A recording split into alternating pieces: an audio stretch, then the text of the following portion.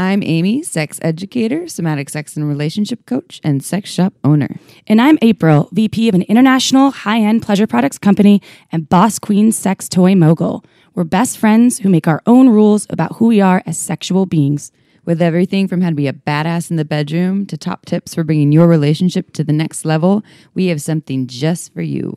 So sit back, relax, and enjoy the show. Don't forget to head on over to our website at shamelesssex.com for more. And for 15% off of some of our favorite sex toys, use coupon code SHAMELESSPP in all caps at purepleasureshop.com. Hello, everyone. Hey, everybody. It's episode number 58. I know that this time. 58, good job. This time I'm actually on it. We're in the high 50s. That We have a really feels great good. episode in store for everyone today. Yeah.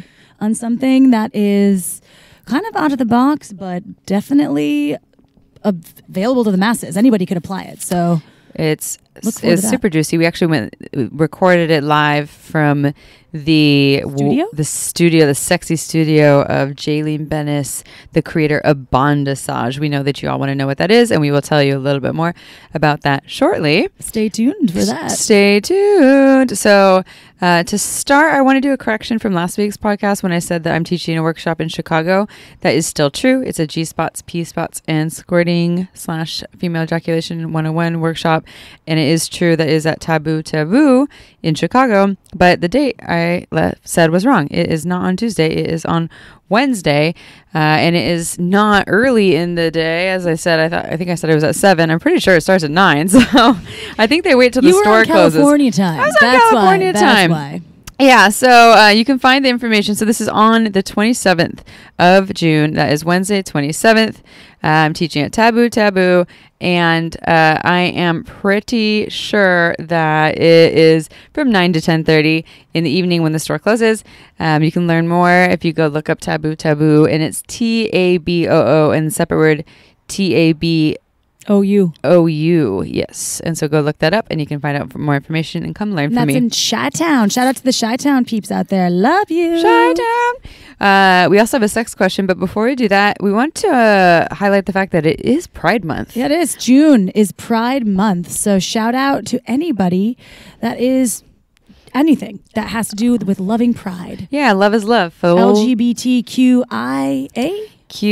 Oh my God, there's so many of them. There's a lot of, it's an acronym for representing all the folks out there that identify with the LGBTQI community. And if you don't identify with LGBTQIA, asexual, demisexual, there's so many of them, intersex, then you can also be an ally. Thanks to the A can stand for ally. I'm an ally. I'm a major ally. You're hetero-flexible, but yeah, I guess you would still, you're still, you don't have to deal with a lot of things that a lot of LGBT folks deal with. Day in LA, super fun. We just had Pride in Santa Cruz. It's always fun. Pride in Santa Cruz is super fun.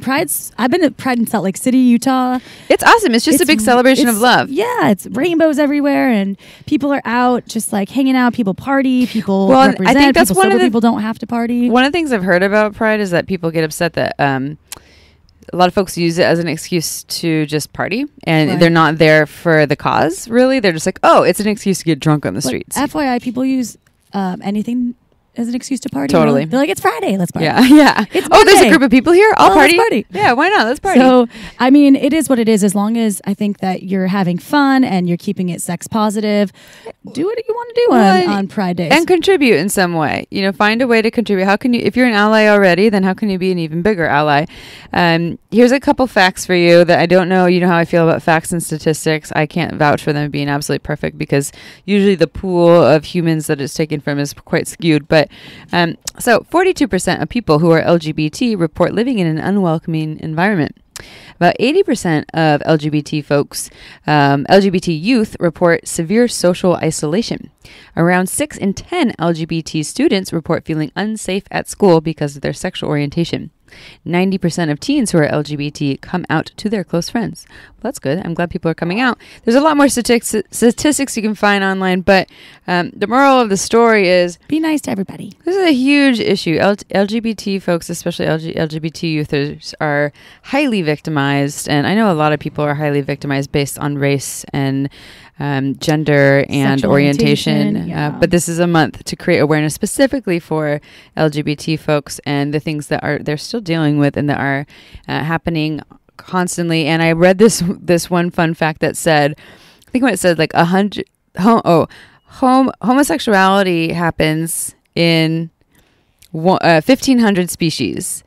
Homophobia only happens in humans. So they're like, now you still think that it's something that is made by choice. The choice is actually the homophobia.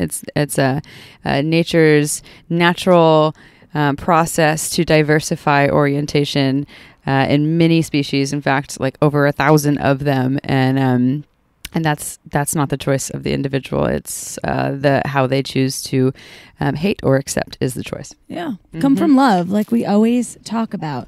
Coming from love and abundance rather than scarcity and fear. Love is love. It's very easy to do. Yep. Should we read a sex question? Sex question. We have a lot of sex questions. Do you want to read this? Sure. It's anonymous. It's anonymous, and I get it. It's a hard one. It's anonymous. The subject is, does size matter? Hi, I'm a 28-year-old male whom has not had sex for a couple of years. The reason for this is that I have a small penis and I have never had good confidence in bed because of my size, around 2.5 inches erect. I love myself as a person, but I don't know if I will ever learn to love my penis. I have been laughed at in bed before and I'm just sick of low self-esteem levels.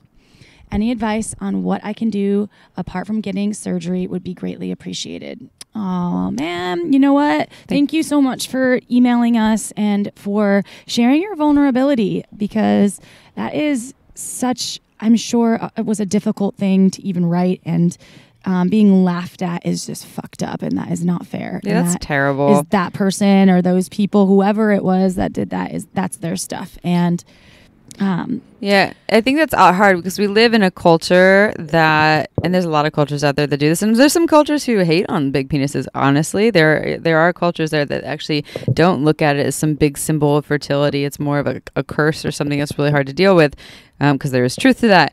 And we do live in a culture that glorifies the big old dick from mostly from porn. I'm scared of big penises. Me too. I have a shallow vagina, and I was just talking about this yesterday. I prefer average to below average size penises. So there are people out there that would prefer your cock size. And yeah, big dick's a lot to deal with. A lot of folks, and this is actually a stat, and I don't know where it's from, but I've read that a lot of folks that enjoy larger penises probably have a larger canal that it can fit in. It feels better for them to have the well-endowed girth and length in their bodies, because their bodies are different. So size, shapes, all over. Well, an average penis size is depending on what country. Depending on what country. So we're talking about America. Here in North America. It's going to be between 8 inches erect. Oh, I'm going to say between 4 and 6 inches. I have a chart because I sell penis toys, and it says 5.8. 5.8 in North America. Okay, so I like the sound. United States basically was where it was. I just like the sound of between 4 and 6 better because it allows for more room. Definitely, but they take the average. So think about it. Average is all the people documented, and then dividing them by the number of people. So of course, between 4 and 6 is. Sounds better. Actually, 6 would be on the larger side. Oh, that's that's very much so above, more on the above average. And so this is when it is hard. And okay, so everyone's always heard the whole thing about there's more motion in the ocean. Wait, is that how you say it? There's more motion. No, wait. What is the term? This one. The motion is in the ocean. Oh, I'm totally messing this up. It's all about quality. It's about not movement. About quantity. It's about what you do with it. It's not about the thing. Like you could have a huge or even just like average or above average yuck and not know what you're doing with it and just have sex with someone like a jackrabbit, and it will not be good sex. They will not necessarily love your penis. But if you are doing all the right movements, moving slower than slow, like we always say in here, doing a lot of warm up, you have plenty of fingers and a mouth and a whole body. The focus doesn't have to be on your cock. In fact, there are plenty of people who enjoy being touched with mouths and fingers over penises, and because they can honestly have more control with them and do a lot more. There's also things like harnesses where you can put dildos in there. What's that one called? The deuce. The deuce, By yes. spare parts. And there's a hole on the bottom for your homegrown cock to hang out, so it can still be touched. But there's a hole on the top where you can put any size dildo in there and be any size you want to any day and still pleasure someone. And again, it's just going to be more about the movement and how you show up energetically, right? Like, it's not... Yes, size will matter for some people. And yes, there will be some people that will be assholes when they see a cock that isn't what they deem to be, a good sized cock. And that's their stuff. If they're laughing at you, honestly, you don't need those people in your life. Those people are stuck in their own stuff. They're still in like high school mean girls or mean boys phase. They don't know how to communicate in a way that is loving and like an adult. And yes, they could choose to not be your partner or be intimate with you because maybe cock size is important to them. And there are people out there who will see beyond that. And I think that the not having sex for 2 years, as you mentioned, I'm assuming a lot of it has to do with maybe like the past experience, and you probably have fear in being, sexual with people after that traumatic those experiences. I mean, I understand, but I think it's important to kind of get in tune with yourself and feel good about yourself in all the ways that you want to, and accept your body for what it is, and sort of get the confidence there, because confidence just, fake it till you make it. Do the exercises in your brain to know that you are amazing, and give yourself positive affirmations, and go in confidently to your next date or experience. And there's so many other techniques out there that can make you a sexual fucking boss. Well, and I think with what April's saying too is unloading some of that shame so that you can go in confidently, because while the shame's weighing you down, it's going to be hard to do that. So find ways to make it so that the shame isn't something that is so big for you. Go out yourself to really, really, really safe outlets, and don't bottle up inside. And I would suggest also, when you do start dating someone, and instead of just like taking your pants off and just seeing their reaction, actually having that conversation with them about that, about your insecurities, but also develop other skills, again, sexually. Like, become a sexual badass with ways that things that don't involve your cock. Yeah. Which is what most people are craving. Again, like, learn all these skills that you can do with your mouth and your hands, and through communication, and through showing up, and erotic massage and romancing. Check out anal, because anal could be awesome with a smaller cock. A smaller cock. Yeah. Like, it can actually be quite fun and quite enjoyable, and then you can do other things with other parts of the body. So while you're in that experience, so there's ways to navigate through this this thing. Yeah, I think we live in a culture that glorifies the dick and a larger dick, and deep down having confidence and skills with other things other than the cock, or even when you're using the cock, goes much further. Yeah. And there are people out there who will love you for who you are, for however you show up. And the people that are haters and are not speaking lovingly, and if you're one of those people who has shamed someone for something, like laughed at them, it's time to consider your actions and what that actually does to people, and to learn new ways to communicate, because that tells me that there's something in yourself that you could use to work on. Right. So to this listener who wrote us, thank you. Thank you for sharing. Thank you for being you. Thank you for opening yourself up.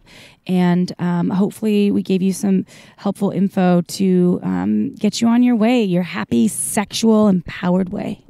And if you want to learn new skills, you can read books. There's instructional DVDs. We have various workshops at purepleasureshop.com, and there are online workshops if you're not in Santa Cruz. So you could learn more there. But just start learning and expanding and growing. Yeah. And hopefully that helps. I feel for you, and fuck those haters. So y'all, we've said this on a few podcasts. Wow. Podcastes. I don't know. I love when people say text and they say Texas. Texas, like Texas. Yeah. Texas. Text. We really appreciate your questions. Thank you for writing us, and we apologize for the lull in our response. Remember that Amy and I are doing this voluntarily, so a lot of times we we run behind. So we will get to your question eventually, and either by an email response or we'll answer your question on the air, depending. We also have this app you can access us through if you're dying to know. It's called Juicebox. There's a chainsaw in the background right now. We are outside. Yeah. So if you want your question answered, and there's not just Amy and I on this app, there's about 30 other sex educators and with the credentials to help you. So the Juicebox app is available for iPhone users, and it's a really minimal fee for a lot of interaction with a certified sex educator. So yeah, you can go get your sex questions answered instantly for very little money, and it's all over text, so it's still anonymous, and you can get 60% off with coupon code Shameless Sex when you sign up. I think it's in all caps, or you just let them know that you heard about it from Shameless Sex. And they you give just mention us and they'll hook you up. But we will try to answer your questions. It's just taking us a while. I do want to also touch on Margins Wine, because we talk about it weekly, but honestly, y'all, if you haven't signed up for the newsletter at marginswine.com, check it out. She's going to have a bunch of new releases coming out. It's boutique, beautiful, affordable wine from mostly California, but underrepresented wine regions, and it's underrepresented varietals. So you could try something new. It's raw wine. It's tasty wine. Raw wine meaning it doesn't have all the preservatives that give you the headache after drinking wine. If you're like one of those people that's like, oh, I get such a headache from wine drinking, it's because of all of the gnarly preservatives they're putting into wine. And remember, it's not regulated, so they can really put what they want into the wine.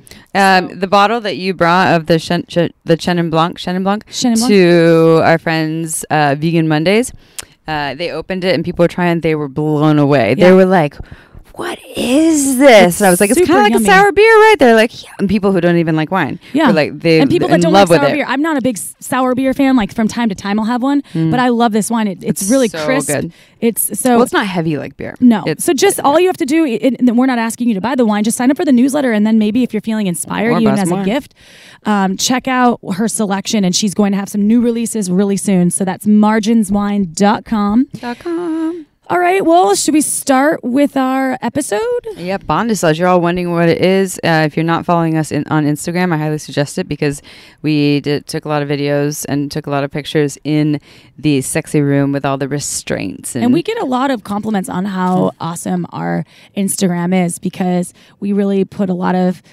beautiful content out there for you to enjoy. So go enjoy. Go enjoy. All right. All right, let's do it. All right, everyone. It is time to dive into the podcast as promised. Without further ado, let's talk about this, Amy. Bondassage. So first I'm going to read a little bio for our guest here. Just want to set the scene, everyone, before I read the bio. We are in person here. We're not recording on Skype for once with our guest speaker. And we are in a beautiful room sitting on a massage table with, are these satin sheets? Satin. Satin sheets. Black satin sheets. And there are restraints on the black satin pillow. There's a collar, and there's ankle restraints and wrist restraints and a blindfold that will make it so you can't see a damn thing. I'm pretty sure you get pinned is the wrong word, but clipped to this massage table. There's headphones behind us, and I know that there's all kinds of fun little trinkets and oils, and so probably some materials to spank. Yeah, all hidden. Yes, you don't know what you're going to get. So this is where we're actually recording, in the room where the magic has happened in the past. And so let me tell you about who we're interviewing. So, Jaeleen Bennis is a sensual domina, a professional bodyworker, the creator and founder of Bondassage, and co-author of Bondassage, Kinky Erotic Massage Tips for Lovers. To learn more, visit bondassage.com. That's BONDASSAGE.com. And listen to the end, because we have a special discount for y'all to get 50% off, because she has some online courses. So welcome, Jaeleen. Hi, Jaeleen. Hi. Super excited to have you here. Super excited to be here. Yay. So April and I were in a hotel room in Montreal, and we're like, we need more like kinky stuff. People ask us all the time for more kinky stuff. Yeah. And you've known each other for years. some time now. Since the beginning. Yeah. And I've actually experienced Bondassage. Yeah, you have to tell the I will tell the story. I was a demo model for it, and it was awesome. It's the best story, for sure. It's great, especially for people who aren't really deep in the kink world. They're like, what? Yeah. Bondassage is such a great gateway drug. Yeah. It is such a great gateway drug. It's a little kinky sampler plate. You get to try a bunch of different things. Yeah. it's all really safe and fun. And so tell us what is Bondassage? We kind of set the scene for where we are, but can you tell us more about it? Sure. Bondassage is a type of bondage massage. So it's what we do is, in a traditional Bondassage setting, we do a little bit of the dominant submission part of BDSM. So BDSM is bondage, dominant submission, sadomasochism, sadism, and masochism. And I missed one, but that's I know one of them is a dual. Like they double Dual up, meaning, but yeah, they double up, yeah, right. totally. they double up. So it's a tied sensory deprivation massage. So when you come in, we have you undressed, we have you kneel down, you get a leather collar around your neck, leather cuffs on your wrists and your ankles. You have a really comfortable padded blindfold that you put on. And then noise canceling headphones that are connected to specially selected music. So we have different music for Bondassage than we do for the lighter, slower, softer version, which is called Elysium. So we have two different types of massage offerings.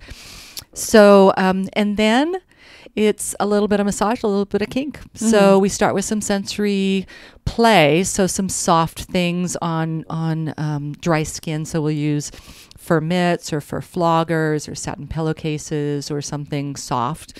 And then we'll do a little bit of massage and then a little bit of kink. And what it does is it increases the endorphins and then it spreads it out. And so you go up to these peaks and then you go back out again. And so it's really super fun. It's like this roller coaster ride. You get to try a bunch of different things or have a bunch of different things tried on you, and your body responds. So rather than intellectually processing it and saying, I don't think I want to try the Wartenberg wheel, when you're tied down, and if I do it the way that I know that you might not like it, but if I do it the way that I think you might like it, and you don't really know what it is, you could be like, oh, that was really cool. What was that? Yeah, because you're blindfolded. That thing you didn't want, right? And there's so many tools that we use. So I like Amy said, all of my things are in drawers. You don't really see what we're going to play with. And that's because a lot of the things are really mundane. And if you saw what they were, you'd be like, what are you going to do with that satin pillowcase going to do for me? What are you going to do with the vibrating toothbrushes? And yet when you experience them, you're like, oh my God, what was that? And, so there are a lot of mundane things that you can use, which is a great thing for couples to use with Bondassage, because you really don't need to go and buy a whole lot of things. You can get a blindfold from, CVS, or you can go get a sleep mask, and you can use satin ties to tie up the wrists and the ankles, and you could put in your earbuds, right. for that sensory deprivation part. And then you can go raid your kitchen drawer or your bathroom and look for household items. Look for household items, because there's wooden so spoon many things, right? Yeah. The wooden spoon. That's great. Right. You want all sorts of as many different types of sensations as you can. So you can go all out and spend $30,000, on kinky toys, but you don't need to, right? And it's a really fun, really creative way to play in the kink world without doing something that seems really scary. We negotiate ahead of time on if there's any hard limits that you don't want. Say you don't. You don't like stingy things, so I wouldn't use stingy things, or I might try stingy things a little bit. She's like, I might still, but in a way that isn't going to be too stingy. Like, correct. Because my understanding is a lot of people, their brain associates something with a certain type of sensation, but it's just the way that it was used on them, versus if it's used in a different way, then all of a sudden, that's actually pleasurable. Right. So you talk to them about pain and the levels of pain? I don't really talk about pain, because Bondassage is not painful. Okay. Right. Got it. So I really want to make it clear that, especially in their first session, it's not going to be painful at all, right? And which applies to BDSM in general, is a lot of people just assume pain, and so much of it is about sensation, it's about power. There's so many other things that are happening there. Pain is like not on the table often. No, and I don't like the word pain, because it just has such a negative connotation. A lot of times we just used increased sensation. I want to bump up the intensity. And because of the sensory deprivation part of Bondassage, so because you can't see, you can't hear what's going on in the room, you're just listening to this music, you don't know what I'm doing, and everything else is amplified on your body. So when you take one sense away, other things are heightened. But you take 2 away. Ooh. All 3, and you can't grab things or anything. Yeah. So and you curate the music. It's not like heavy metal. It's like no, it took me forever. And your clients, and not your clients, but your listeners can access the music too. I have a Spotify channel. Oh, nice. Yeah. What do they look up? Bondassage? CEO Bondassage. Ah, okay. CEO Bondassage. You have to follow me first, and then all the Bondassage music's there. Yeah. You get the Bondassage music with the online courses too. But, cool. But they can always do that. Yeah, we'll talk about those in a little bit. Those yes. are super exciting. So for the music for Bondassage, it is non-English music that has a beat, because we do some body percussion, so like flogging and spanking and things like that. So it helps to have a beat. So you can hear it too while you're yes. doing. Ah, yes. got it. So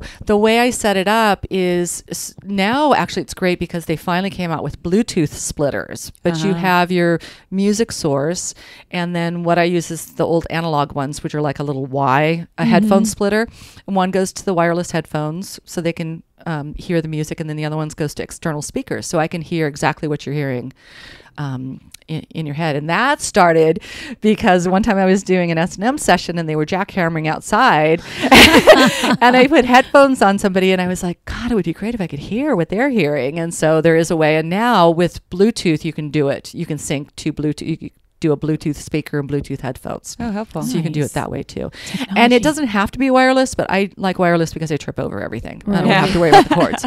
Yeah. Yeah. That makes us look at all these cords. Oh my God. Dangerous. So is Bondassage for anyone? Absolutely. For couples, for any sexual orientation? Absolutely. Anyone. Absolutely. Anybody that has a body. Nice. Anybody that has a body. It's fabulous for everyone. Professionally, we see mostly male clients, but in my work in the last few years, we've really reached out to couples and are teaching couples how to do bondage on each other. And that is just so amazing. I have talks with them about, kind of how much experience they have, what they're looking to try, what they may be interested in. And then in general, when I work with couples, if it's a hetero couple, I'll have the man on the table first and I'll work with the woman and I'll show her how to do a modified bondage session, kind of a stripped down one, especially if, they don't need to learn flogging or whatever they want to do. And that helps a couple different things. One, it builds trust between me and the female part of the couple.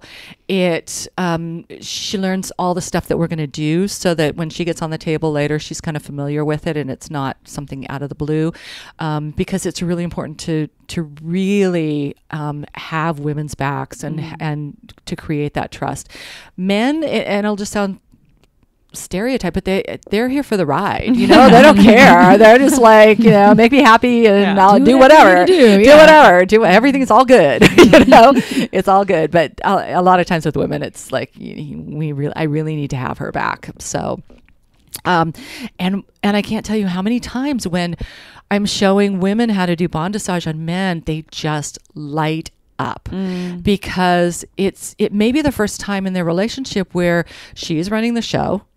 You don't need to worry about what you're looking like or sucking in your stomach or whatever. You get to do whatever you want. And I teach everybody how to read the body because you're not getting verbal feedback, right? So it's not like harder. You need to look at their body. You need to look at their breathing. For guys, you need to look at their genitals to see if this is exciting for them. And if it's not, that's fine. Just move to something else and figure something else out that they like. You can gauge intensity. Like if you're doing some spanking and you're getting a little bit harder, I teach people how to actually look at the receiver's toes. Men can be very, very stoic and not be very, women can too, and not be very demonstrative physically. But if you're reaching their limits, they'll start clenching their toes, so that's a great nonverbal clue because this is not one of those like, how am I doing left, right, up, down, harder, faster, whatever. You're tuning into their energy. You're connecting with them energetically. You're slowing way down. And you're getting feedback directly from the body. So it's a really wonderful way to create a deeper connection with your partner. And then they can go home and practice. They go home and practice. Yeah. They learn all these tools, then go and practice. And then some folks are coming just for their own their own journeys as Sure. well. Yeah. Or Yeah. most times we send them right to Pure Pleasure. And Yeah. Yeah, go to Pure Pleasure. Go to Pure Pleasure. We have lots of sex toys. PurePleasureShop.com. You get 15% off with coupon code Shameless. Shameless plug. Shameless PP and No, all shameless caps. PP, but that was a shameless plug. I love Yeah. it. Can you tell us? Okay, actually, I'm going to tell my experience of having. So I was a demo model years ago. I think I was in. Was I? Oh, I think I was. Oh, you know what happened? I was just getting out of a relationship where they would not have been supportive of this, just because my Amy Wild side of like my body is an experiment project and I just want to try all these things. That kind of freaked them out.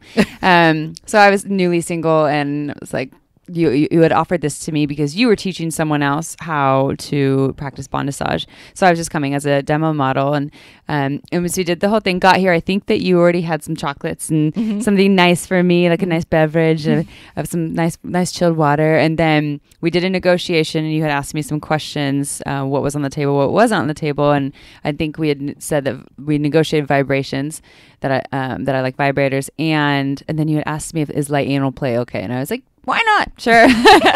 Yeah. And then I remember taking my clothes off. Did I take a shower before? Do you have people take a shower before? Okay. Yeah, I remember taking a shower before. And everything was just really luxurious. I remember the whole experience from like start to finish felt almost like this kinky spa experience. And then I remember you asked me to get down on my knees and you put a collar on me. And then had me lay down on the table and probably then put the restraints on my wrists and ankles, or at least my wrists. And were you blindfolded at this point? No, you get Not blindfolded once you go down into the face cradle. Oh, okay, yeah. it, So first you're bound down, then you're blindfolded. No, now what we do is, so I put the wrist restraints and the ankle restraints on you, have you get on the table, make sure the face cradle is the right height for you. Get comfortable. Sure it makes all that comfortable. Then I put the blindfold on you so you can adjust it. Okay. You know, because yeah. you need to be comfortable in the face cradle. And we use a particular type of blindfold called Mindfold. I love Mindfold. We have them at Pure Pleasure. Yes. They're amazing. You can't see anything. They're so They're comfortable. like foam, Yeah. right? Yes. So they kind of foam around your face. They're so foam and they have eyeball cutouts. So Oh, you there can you actually go. open your eyes inside and you can't There's see nothing in the anything. way for your I eyelashes. need that for the plane. Oh my God. I love them. So great. Seriously. No Mindfold. mascara messiness. Yeah. Get them out. Yeah. Yes. Yeah. Mindfold at Pure Pleasure. And then I put the headphones on. And then I tie you up. And the reason I do that is because you're going to make the final kind of adjustments, like adjust the headphone on your face and adjust this. And I want you to rub your nose and scratch your do all those things before I tie down your hands. So get comfortable first, get everything situated. Then we're going to take away your ability to move, see and hear and really move a lot. Oh, got it. Okay. And I remember there's really nice music. And then so I remember it starting with some really warm oils, and then and so it was just, like a body massage. And then there was some just different utensils and different things, different sensations. Of course, there was no pain of any sort. Like you were asking about that, but there was never anything that pain. There was, of course, different playing with things like a little stinging or a little thumping, or like a light, something that had kind of a slap. And then there was like a tickle, and then there was a vibration, and it was awesome. And so at first I was laying down, and I remember feeling that there was a rope going around my wrists, and I was getting my wrists were getting tied to each other behind my back. And then I remember something cold and stainless steel slipping into my ass, and I was like, oh, I'm going to get tied to my ass or my wrists. That's happening right now. And it was cool. I had always What was it in your bum? It's an anal hook. It has a butt plug. See, that sounds gnarly, right? The ones that we use don't have the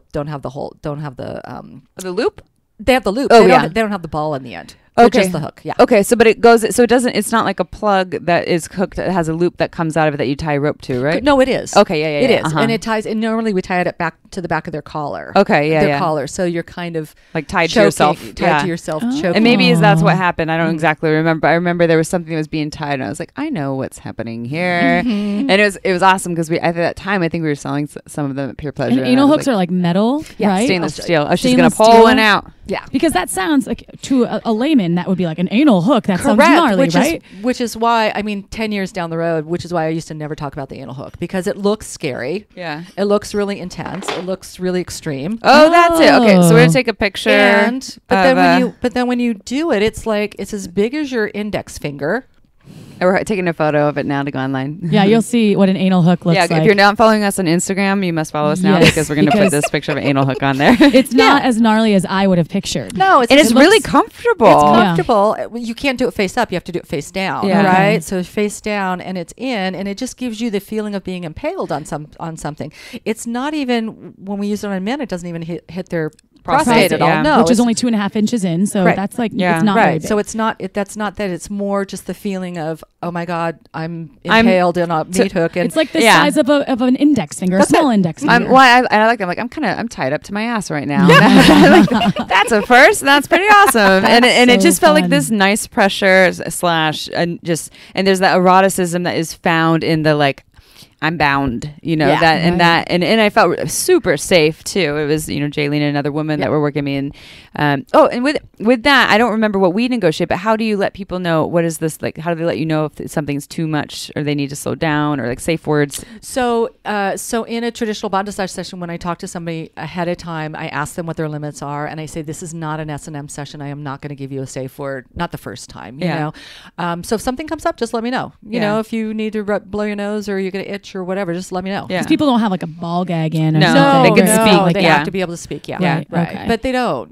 I mean, this is really, I need to get you out of verbal. This is for many men in particular, and women who tend to be in their masculine a lot. It's the first time that they drop down in their bodies and get out of their heads. And it really takes the blindfold and the headphones to be able to and take away your ability to I think it'd be good for me to try this because I'm in my head all the time. Just be like, let go, April. Yeah. Let go, finally. Yeah. And it, it's kind of even like getting a general massage. Sometimes it takes like 20 minutes before you can get out of your head and you can just kind of drop. You're finally there. Oh, yeah. And so that's why with Bondassage, we do a little bit of kinky stuff, then we go back to massage. Yeah. We do kinky stuff and go back to massage. It's two things. It's just to give you a break and to just experience these peaks and valleys, and also to build up the erotic energy and then spread it around.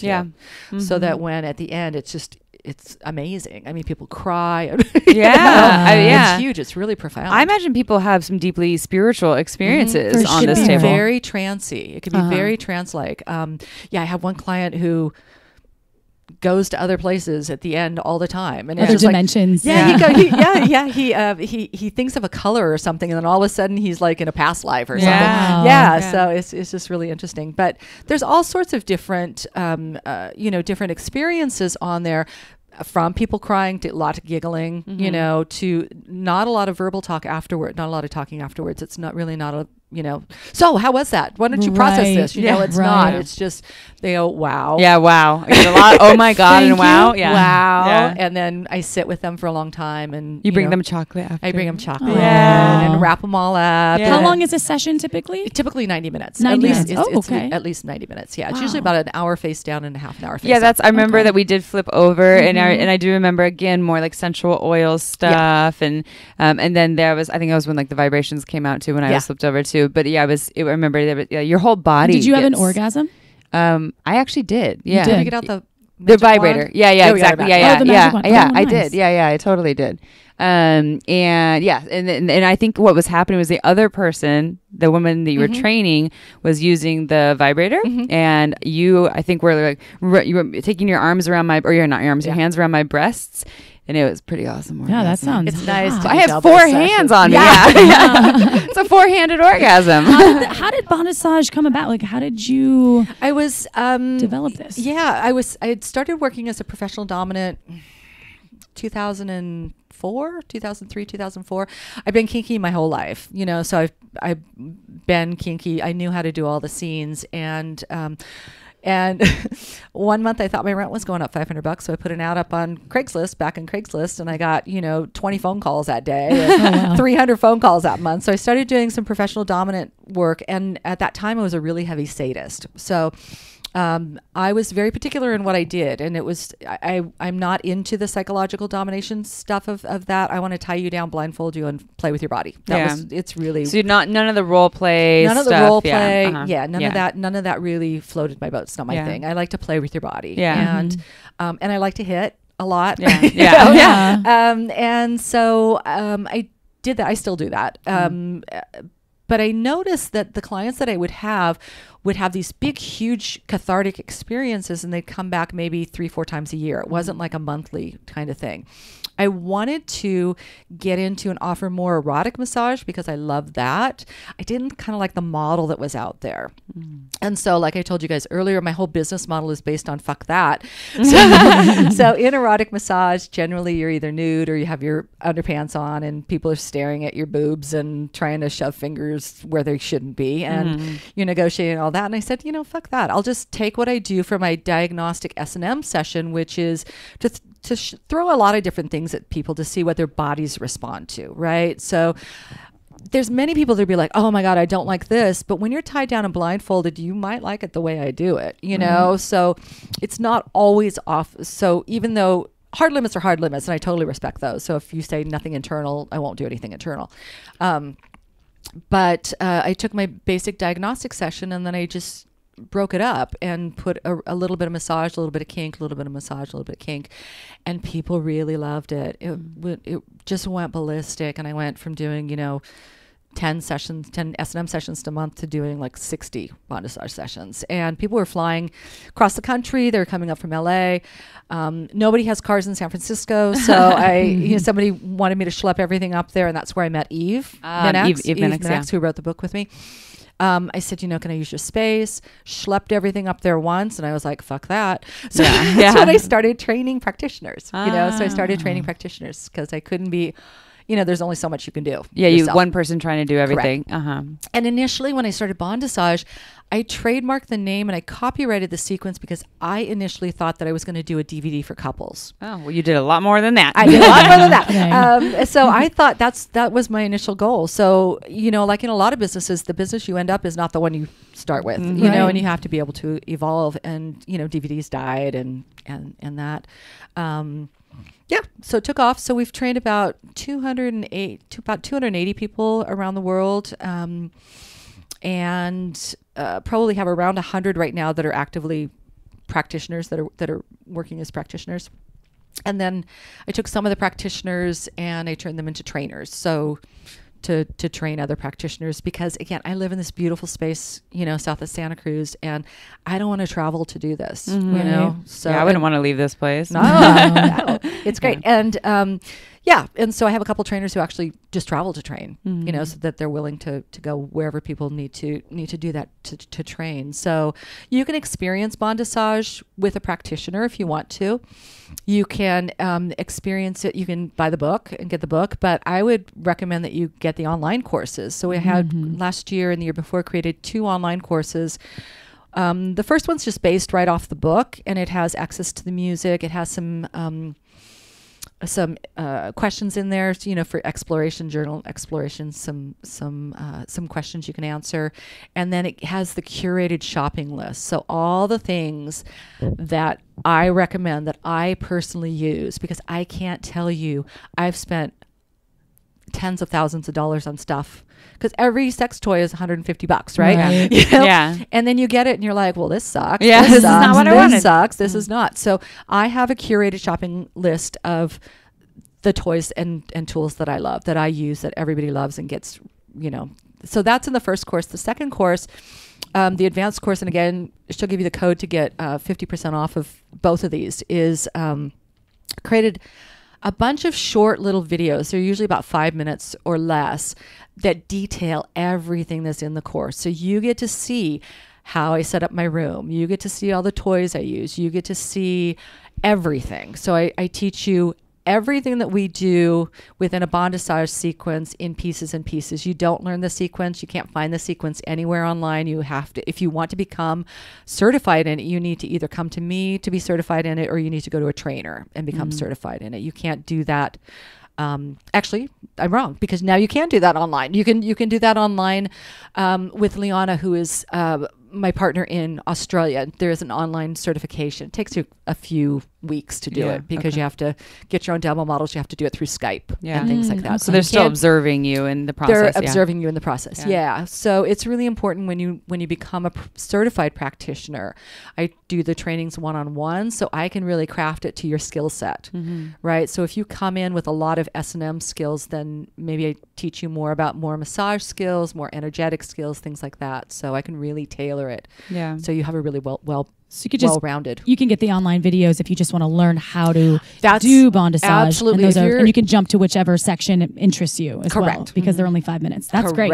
Correct. Yes. And so that's what I would recommend just for regular people. Yeah. You know, that's the best way to do it. And again, you can go out and spend a bunch of money and you know, on the toys, and you can find everything around your house too. Yeah. There's so many things that are pervertibles, right? We call it pervertibles. Pervertibles. I like that. That's adorable.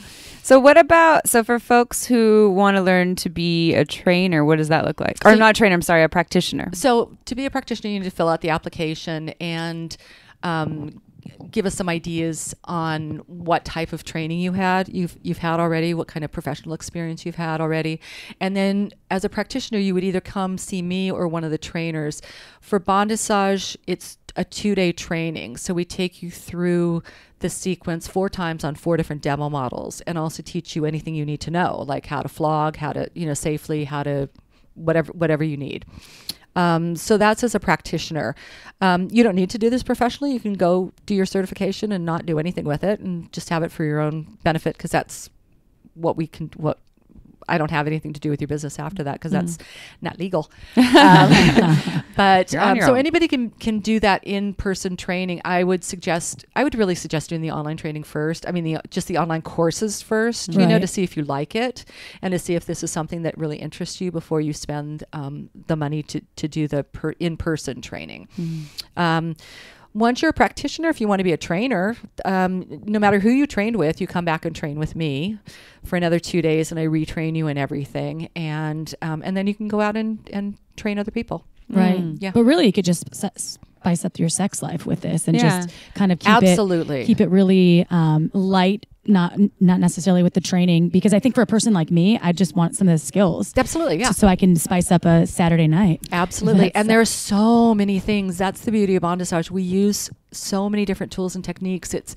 It's you can't ever get bored. I mean, when people are like, do you have any new toys? And I'm like, I don't understand how you can possibly get bored with this. And one of the things that I really recommend in Bondassage is to limit your palette. So pick 2 soft things. Pick 1 or 2 implements to hit them with, you know, your hands being one and maybe a flogger, and pick 2 or 3 sensation toys. So maybe you're using a vibration, maybe you're using a Wartenberg wheel, maybe you're using satin pillowcase. Those are the spike wheels, right? The little spike wheels. Right. And I'll take you through afterwards. You can take a bunch of photos of whatever you want to do. So, because like as an artist, sometimes you're more creative the more limited palette you have. You're like, I have these 3 things. What can I do with this?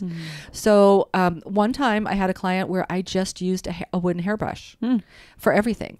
So I used the bristles and I did a dry brush scrub. I used the bristles and I tapped him with it. I used the back of the wooden brush as a smooth implement. I used it to hit. I took the wooden handle, I put a condom on it, I fucked him with it. You know, so all with one tool. All with one tool. It's a hairbrush. Yeah. Right. So when you limit, it's one of the things that beginning kinksters tend to do is to put out 50 things and do 2 seconds of this and 2 seconds to that. One of the things I really go over and over and over again in Bondassage is to do it super slowly. That's Amy's motto too. Go slower than slow. Slower than slow. Because especially with these body sensations, you do it too fast, your body can't process it. It doesn't know what it's doing. But when you miss out. You miss out on everything. Yeah. So go slower than slow. Slower than slow. And see how many different ways you can use your implements, right? I mean, you could use a fork to drag. You can use a fork to poke. You could turn around and use the handle of the fork to thump. Yeah. You could put a condom on it and fuck them with it. Probably not the pokey side. Not the pokey side. Yeah. You have to put like 10 condoms on it. But cotton balls at the end. So innovative. So there's so many options, but you're saying really slow down and narrow it down too, and don't overcomplicate things, and take your time with each thing and really drag it out to explore it. And what I like to do homework sessions for couples, excuse me, is to have them have a lab session where it's not like their date night, but it's like Wednesday from 8 to 9. we're just going to try these different things out just to see how they work and how you like them and stuff like that. So it's just kind of a test lab. Yeah. It's a journey. Right. Yeah. But it's not the whole bondage thing, right? We're just going to try different implements and get your skills up on them. Excuse me, I have to cough. Get your skills up on them, and then you can incorporate it into your sessions later. So if you need some practice doing some flogging or something, that's what you would do outside of your bondage time. Okay. So the absolute necessities, if I wanted to go home and try this, I'd watch a video or two, both or videos, a few videos, and then get some kind of tools, household items, things that I have. But do you recommend definitely some kind of restraint system for sure? You can do the underbed restraints that you Yeah, sell at Pure Pleasure. yeah, for under the bed 15% restraints. Oh, those are really good. They go Yeah. under your mattress. Yeah. I actually want to get those. You don't have them? No, I've always wanted them. Birthday present. Oh yeah, my birthday's next month. Yeah. So something to tie them down with. And if people have problems being tied down, you can always do it like a verbal bondage, right? So you can say, I want you to put your hands here and you can't move them. If you move them, I'm going to stop. Oh, got Right. it. So people that Okay. are maybe claustrophobic, Right. that's kind of a way around that. Oh, nice. You could also like tie them with a piece of string or something, that they could easily get out of. So there's always ways around challenges, right? You're going to need some way to tie them down or keep them immobile, some way to blindfold them, and some kind of way to take away their sense of sound. And so I recommend, if you don't get the splitter so that you can actually hear the music, you can still kind of hear it through headphones. If they put the headphones on or if they have the earbuds on, you want to turn the music up loud enough so that they can't really hear you futzing around in the room. Because that's another part of the mystery, right? So being in bondage is also kind of like being left in bondage. It's totally different than massage, where in massage we want to keep contact with the body at all times. And create that connection. With bondage, it's okay to like go away for a little bit. The element of surprise and keep the things hidden, right? Yeah. Yeah. I always keep them hidden. Okay. Yeah, I always like keep them that. hidden. Yeah.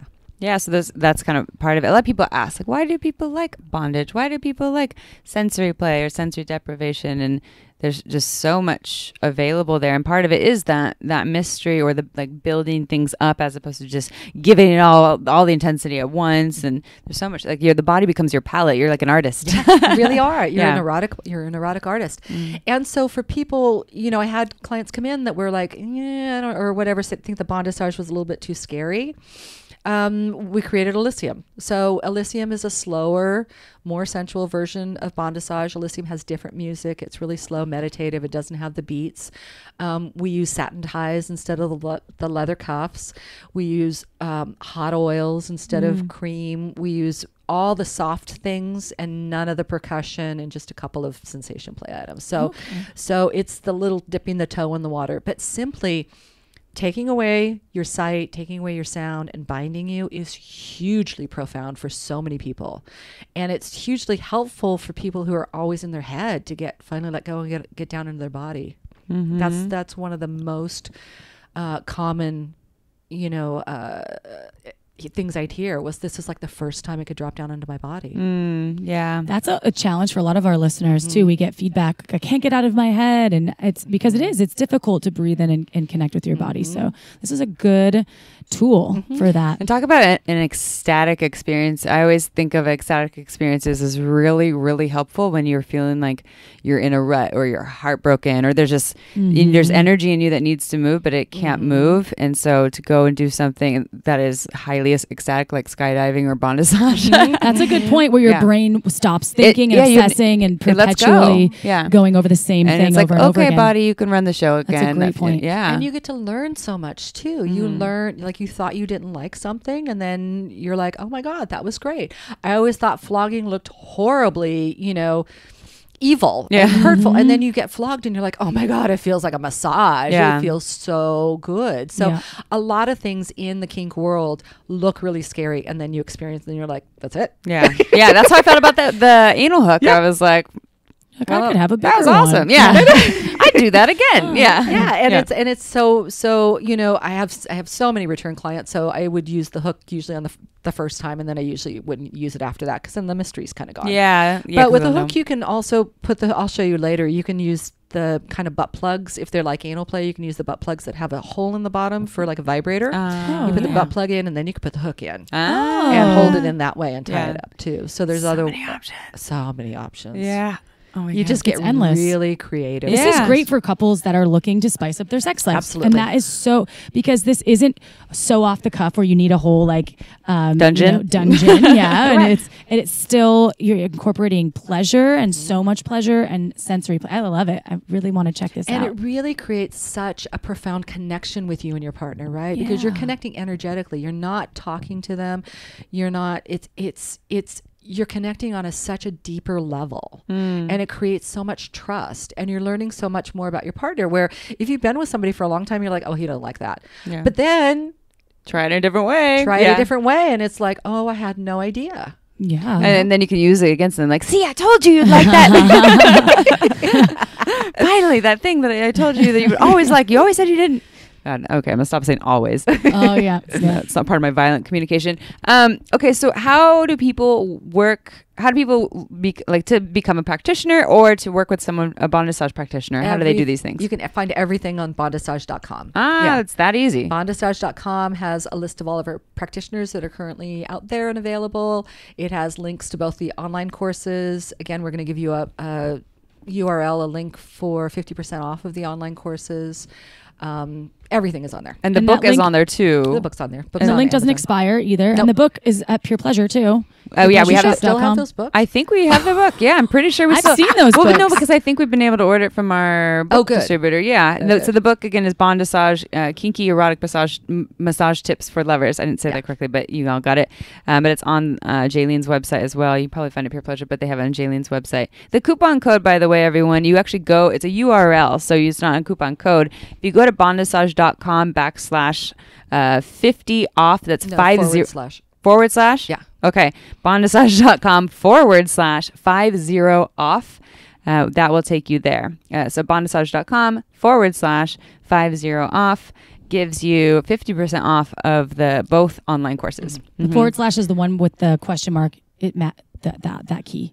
Yes, with the question mark. Just in case people, just in case people are wondering. Yeah. But that's a really generous offer for our really listeners. Generous, so thank you for and for it that. never expires. It never expires. That's super cool. No, and you guys, when you get a chance, you can check out the stuff too. I'm going to for sure. I know. I'm ready to go. I'm really excited about this. Yeah, I'm super excited about it. I mean, we've already had some I've experienced it, but I have not. I remember after experiencing it, kind of playing around with like playing with blindfolds with partners and trying to take away that sense from, but I haven't done the full experience of especially taking away two senses, and I know what that feels like because I've been there. So yeah, I'm really excited to play with this, and this is a really, really wonderful offering.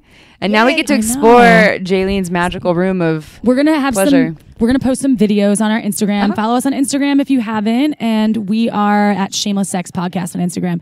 But we're gonna take some videos and show the old Bondassage room. Absolutely, it's gorgeous. I'm excited. It is. We may never leave. We're moving in. Well, thank you so much, Jaeleen. This has been awesome. I know. I'm happy that you're local. Yes. Yeah. We can have coffee and tea and see how many cool people are in Santa Cruz. I know. It's amazing. I know. Santa Cruz is the place to be. So thank you everyone for tuning in. We'll see you next Tuesday. Ciao for now.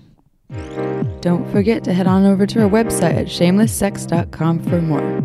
And for 15% off of some of our favorite sex toys, use coupon code SHAMELESSPP in all caps at purepleasureshop.com.